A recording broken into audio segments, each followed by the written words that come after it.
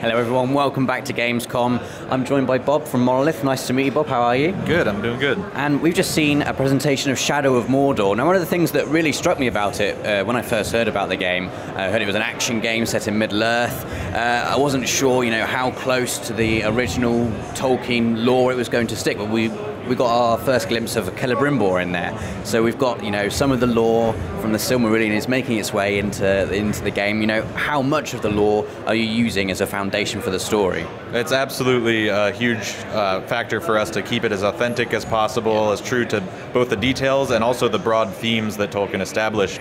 And working within that, digging as deep as we can. Mordor is a place that everybody knows about it, but it hasn't been explored in great depth and detail in the books or the films. So getting to kind of flesh that out and the thousands of years of history that are layered there from battles upon battles.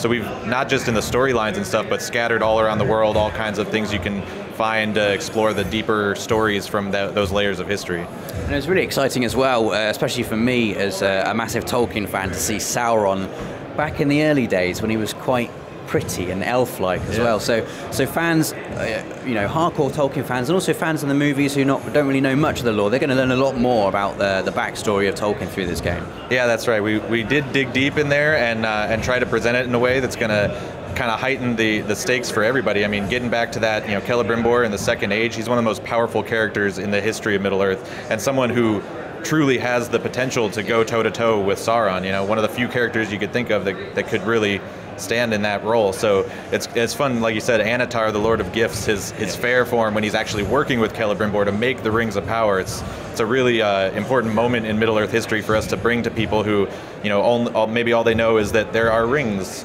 Yeah. So fleshing that out for people is going to be fun. And it's cool to see him before he just became a big flaming eye on a tower as well. But for people who just know the films, could you give us a little brief overview of where your story sits? Because we've got the Hobbit trilogy coming out, we had the Lord of the Rings trilogy before. Where does Shadow of Mordor sit in the canon? So it's in this 60, 70-year period between the events of The Hobbit and The Lord of the Rings. So after the Battle of Five Armies, Bilbo has stolen the ring from Gollum, and he's going searching for it, and he ends up in Mordor, so you've got Gollum in the area at this time.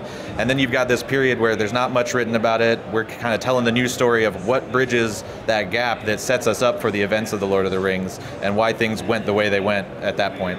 And it's set in an open world in Mordor. Now, what really struck me was it looked very pretty. And in all we've seen of Mordor so far, it looks quite bleak and overcast, and there's rocks everywhere. So how exciting for you was it to be able to get some real kind of creative license and really go to town on bringing Mordor to life like we've never seen it before? Yeah, that's been really fun because, like I said, everybody knows Mordor in concept, but we don't explore it in great detail, and especially at this moment in history where we're taking place, as Sauron is just now returning to Mordor after thousands of years of being gone. So it's really had quite a bit of time to regrow and kind of come back to life and become more of like a frontier territory rather than the desolate hellscape that you see in the movies. So now Sauron's just revving up that war machine and getting the industrialization going and tearing out all of the life that's grown in there, and we're seeing it in that moment of transition. So yeah, that was fun for us to mine our neighborhood, Eastern Washington, where we're from, for a lot of source, as well as, of course, New Zealand, and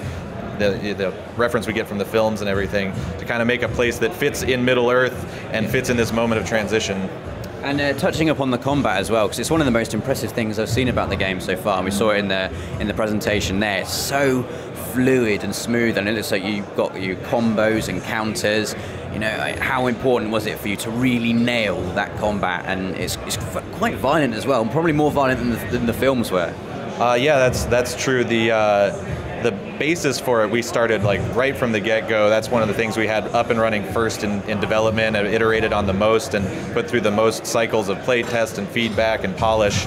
And we started with that kind of foundation of our WB brethren and Rocksteady, the Arkham combat, core melee, and really just got to bring that, like you said, that level of lethality where you get to actually kill the orcs, chop the heads and stab, and it's very visceral and brutal, but also very fluid. And you've got this character too, who's a ranger, who's got the kind of skills of Aragorn or Boromir, but he's also got the wraith inside him, who's an elf, who's much more nimble and quick. And so we get to blend these two styles of back and forth between the wraith world and the physical world, and the ranger and the elf, and that's a lot of fun. And then, of course, mixing into that moment-to-moment melee combat, you can really fluidly go in and out of range using your bow or stealth, and that's been a lot of fun too, to build missions and environments that really support fluidly going between any play style at any moment. And what we also saw quite a lot of was the Nemesis system, which is, well, I'll let you explain it, but we've got orcs that can kill you, and then they get more powerful, and you can come back on revenge missions and try and take them out. So what is the Nemesis system for people who've not heard of it before, and how does it fit into the story of the game? Well, so the Nemesis system is kind of the core innovation we're trying to bring to this third-person open world sandbox action genre. Basic premise is, in every other game, you've got a sea of a horde of grunts, cannon fodder, the guys who are just the faceless enemies you're mowing down.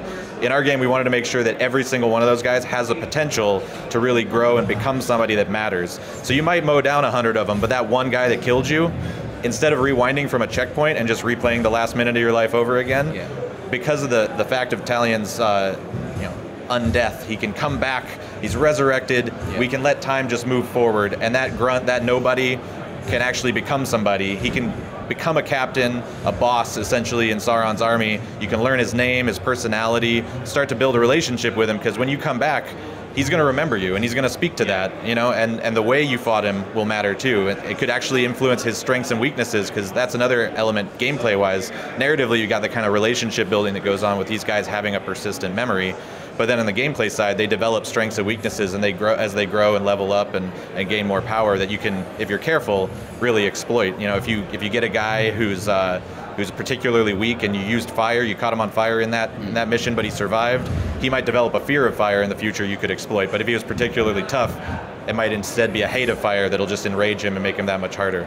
What I thought looked really exciting about it was how when you'd have like an orc and Talion, their swords would clash, and there'd be a little bit of dialogue, almost like trash talking going on between them, and that kind of sense that you could build your own rival, like your own rival could grow, and you can build your own story within Middle-earth, and the satisfaction of finally killing them and seeing their head roll in slow motion with a horrible snarl on their face as well. I mean, that's just really exciting. Yeah, it's been really fun to develop, because you've got the traditional kind of linear story mission kind of thing where you craft the characters, but as designers we got to learn a different art form to give it a system that lets stories emerge, that lets the player craft the stories, and having those kind of moments, building in all those opportunities for the orc to speak to you, to get in your face, to trash talk a little bit, like you said, and actually we're kind of inspired a lot by the pen and paper RPGs. It's an interesting place to go, but the way you can dynamically, it's basically an AI dungeon master, right? Creating stories for people out of the events that they happen to stumble into, and then we get to pay it off with these really high fidelity visuals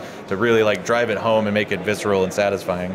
And it's not just melee combat either, is it? We saw quite a few of Talion's abilities where Celebrimbor would take over with the arrows, and there was other kind of magical stuff that's in there. So could you just give us a brief overview of some of the abilities outside just, slicing orcs' heads off that you've got in the game? Yeah, the basic idea of the skill tree is it's split into the kind of ranger skills and the raid skills, and you really do fluidly move back and forth between Talion and Celebrimbor. And Celebrimbor especially has some of the more impressive visually and more kind of supernatural powers, because he's taking advantage of the Wraith world and the power that gives him. So, for example, in the demo we're showing here, we have a move that unlocks called the Shadow Strike, where you kind of move through the Wraith world instantaneously and use enemies as almost like grapple points. Like you can just zip right to them and chop their head off and be on your way. So it's a cool way to enter a fight in an intimidating way, but it can also be used as a good traversal mechanism for escape. If you get overwhelmed and there's an archer up there, you can just kind of target him and pop out and kind of get out of dodge that way. So it's pretty flexible.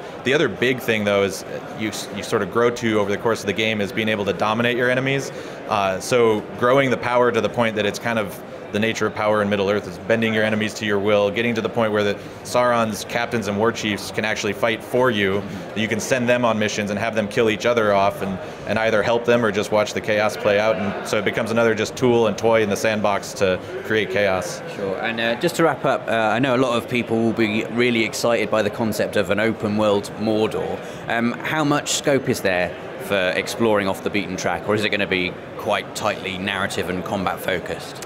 There's a lot of room, a lot of freedom here. The core kind of structure of the game is very much like Red Dead Redemption in terms of the main story even has branches, and you can do multiple different main story missions in parallel.